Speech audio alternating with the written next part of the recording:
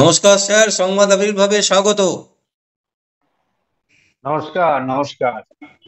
ভালো আছেন একদম সব স্যার? ঠিক। বলুন। আজকে যেটা আপনাকে প্রথম প্রশ্ন করব সেটা হচ্ছে যে কলকাতা হাইকোর্টের বিশিষ্ট আইনজীবী বিকাশ রঞ্জন ভট্টাচার্য তিনি বলছেন যে এসআইআর করে রাজ্য বিজেপি আর হচ্ছে মানে কেন্দ্রের বিজেপি আর হচ্ছে রাজ্যের তৃণমূল কংগ্রেস এরা একটা অশান্তি বাঁধাবার চেষ্টা করছে এবং এটা এটা কোনো কাজই নয়। এই কাজটা যদি রেগুলার বেসিস করা হতো তাহলে এই এসআইআর এর কোনো প্রয়োজনই পড়তো না। কি বলবেন? দেখুন, নির্বাচন দরজায় টোকা মারছে। এখন বামপন্থীরা যে ভাষায় কথা বলছে, যে শব্দ ব্যবহার করছে, তৃণমূল কংগ্রেস যে ভাষায় কথা বলছে, যে শব্দ ব্যবহার করছে, এবং কংগ্রেসও যে ভাষায় কথা বলছে, যে শব্দ ব্যবহার করছে, তার সঙ্গে আপনি মিলিয়ে দেখুন, শব্দ এক, বিষয় এক, বক্তব্যও এক। তো বিষয় এটাই যে এসআইআর হলে তৃণমূল কংগ্রেসের যে ভাষা এবং যে যে শব্দ প্রয়োগ এই এসআইআর নিয়ে, আর বামপন্থীদের যে শব্দ এবং যে ভাষা এবং যে সংখ্যা, এই এই আশঙ্কাও দুজনেরই কিন্তু এক আছে। আশঙ্কা একটাই, যে অবৈধ অনুপ্রবেশকারী, বাংলাদেশি অনুপ্রবেশকারী, রোহিঙ্গা অনুপ্রবেশকারী যারা এখানে ঢুকে আছে, তো এসআইআর করলে তারা ভোটার লিস্ট থেকে বাদ যাবে, এটা ওদের সম্পদ। তো সেই জন্য এরকম বলবে যে সময় নিয়ে করলে হতো। তো ভোটার লিস্ট ঠিক করা তো ভোটের আগেই তো হবে। এটা সময় নিয়ে ঠিক করা, এখন না করে তখন করা, বর্ষাকালে না করে গ্রীষ্মকালে করা, এই যুক্তি যে মানে কোনো বিজ্ঞ লোকের যুক্তি বলে তো আমার মনে হয় না। ভোটের জন্য ভোটার লিস্ট সংশোধন করা, আর যার জন্য এসআইআর করা। 26-এ ভোট আসছে, নির্বাচন কমিশন আর তার কাজ করছে। তো এদের মাথা ব্যথা কেন হচ্ছে, এদের অসুবিধাটা কোথায় আছে? যে অবৈধ ভোটার যারা আছে তাদের নাম বাদ যাবে, যাদের ভোটে তারা এতদিন পর্যন্ত লালিত পালিত হয়েছে, যে তাদের যে ভুঁড়ি বড় হয়েছে, সেটার ব্যাঘাত হবে। সেই জন্য এরকম পাগলের মতন উল্টাপাল্টা কথাবার্তা বলতেই থাকবে। তো সেটার জন্য ভারতবর্ষের সংবিধান তো পরিবর্তন হবে না, সংবিধান অনুযায়ী হবে, নির্বাচন কমিশন তার কাজ করবে এবং এসআইআর হবেই। বলছি, এসআইআর এর বিরোধিতা করার জন্য মুখ্যমন্ত্রী মমতা ব্যানার্জি এবং তার ভাইপো অভিষেক ব্যানার্জি রাস্তায় নামছেন আগামী মঙ্গলবার।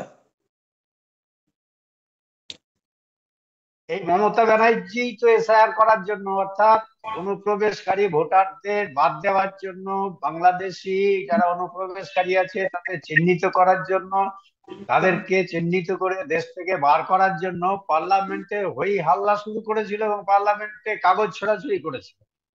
তো এখন কি হলো, আবার সেই অনুপ্রবেশকারী অবৈধ ভোটার সঙ্গে তার অবৈধ প্রেম কি করে এখন হলো, এটাই তো চিন্তার বিষয় আছে। সেই রাস্তায় নামুক আর ঘরে থাকুক, তার জন্য ভারতবর্ষের সংবিধানের বা নির্বাচন কমিশনের কোনো এসে যায় বলে আমার মনে হয়।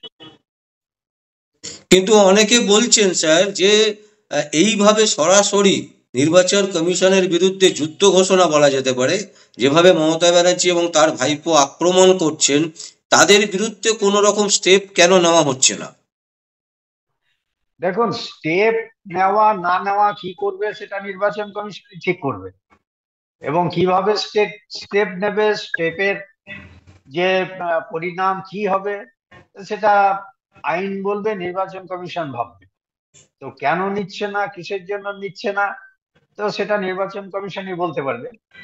তো কিন্তু মানুষ তো স্টেপ নিয়ে নেবে না, মানুষ স্টেপ নিয়ে নেবে যে কার বিরুদ্ধে কথা বলা যায়, সংবিধানের বিশিষ্ট জায়গায় বসে কার বিরুদ্ধে কথা বলা উচিত, কার বিরুদ্ধে কথা বলা উচিত নয়, কোন কথা বলা উচিত, কোন কথা বলা উচিত নয়।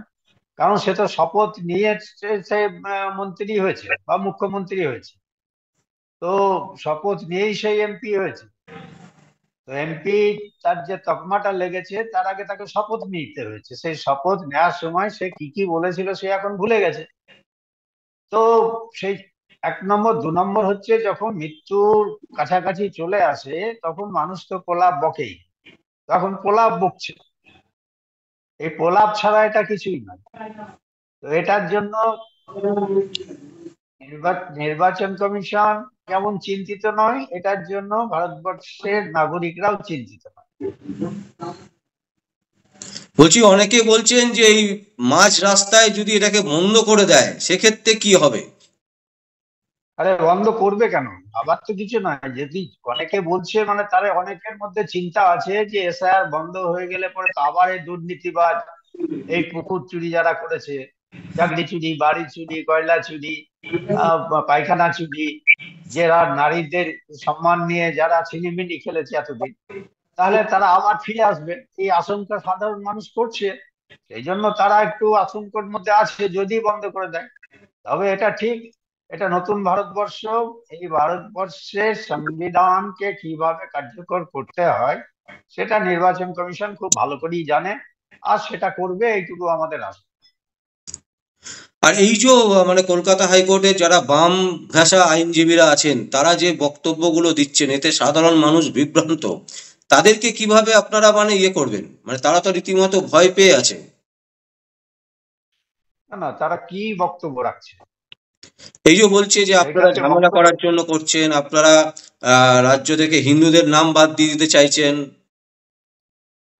না না, দেখুন বৈধ ভোটার অবৈধ ভোটার, সেখানে হিন্দু মুসলমান এটা তো প্রশ্ন নেই।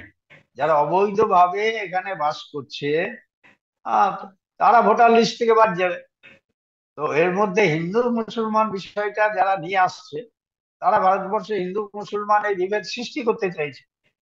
এখানে হিন্দু মুসলমান, শিখ, জৈন, বৌদ্ধ, খ্রিস্টান, এটা তো এই নির্বাচন কমিশন কোনো সময় বলেনি যে অমুক সম্প্রদায়ের মানুষের নাম লিস্ট থেকে বাদ দিতে হবে, বা অমুক সম্প্রদায়ের মানুষের কে যারা আছে তাদের খুঁজে খুঁজে বার করা, এরকম কথা কোথায় বলেছে? সে হাইকোর্টের আইনজীবী হোক, সুপ্রিম কোর্টের আইনজীবী হোক, সে দেখাক যে কোনো সম্প্রদায় সম্বন্ধে কিছু বলা হয়েছে। বলছে যে কাগজগুলো চাইছে সেই কাগজগুলো দেখানো সম্ভব নয়। বলছে আমরা কাগজ যখন দেখাবো না। যখন কাগজের যখন আসে, যখন অবৈধ বেআইনি ভাবে যারা এখানে আছে তাদেরকে এখানে স্থায়ী ভাবে রাখার জন্য এই প্রশ্নগুলো আমাদের রাজনৈতিক নেতারা এগুলো সামনে নিয়ে আসে। আর সেই ব্যক্তি যখন বিনা পয়সায় রেশন নেওয়ার কথা ওঠে তখন তারা কাগজ দেখায়, যখন ব্যাংকের লোন নেওয়ার কথা আসে তখন তারা কাগজ দেখাতে পারে, যখন কন্যাশ্রী বা অন্যান্য শ্রী নেওয়ার প্রশ্ন আসে তখন তারা কাগজ দেখাতে পারে। আরে কাগজ ছাড়া, কোনো প্রমাণ ছাড়া আর তাকে তো কোনো সুবিধা দেওয়াই যাবে না। তো সে ভোট দেওয়ার সুবিধাই হোক, ব্যাংকের অনুদানই হোক, আর সাইকেল নেওয়ারই হোক। হ্যালো, হ্যাঁ শোনা যাচ্ছে, বলুন। এখন কাগজ তো একটা কাগজের কথা বলা হয়নি। আর কাগজ যদি সেগুলো যদি তাদের নাই থাকে কিছু, তাহলে তারা ভারতবর্ষে থাকলো কি করে, ভারতবর্ষে তারা নাগরিক হলো কি করে? নাগরিকরাই তো ভোট দেবে। তো প্রশ্ন, কাগজ ঠিক বার করবে, কাগজ তাকে দেখাতেই হবে।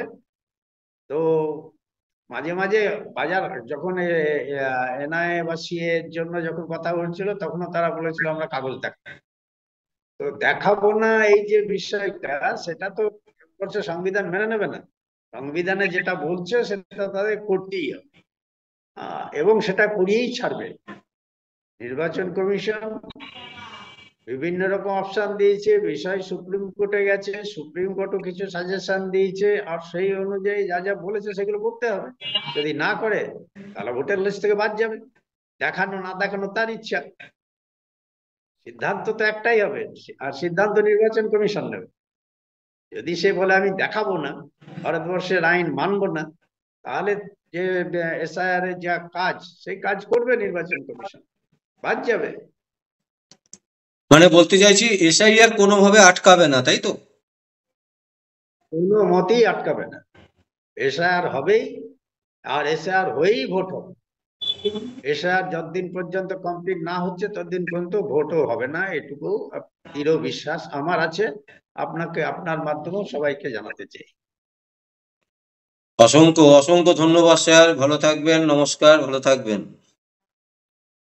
নমস্কার।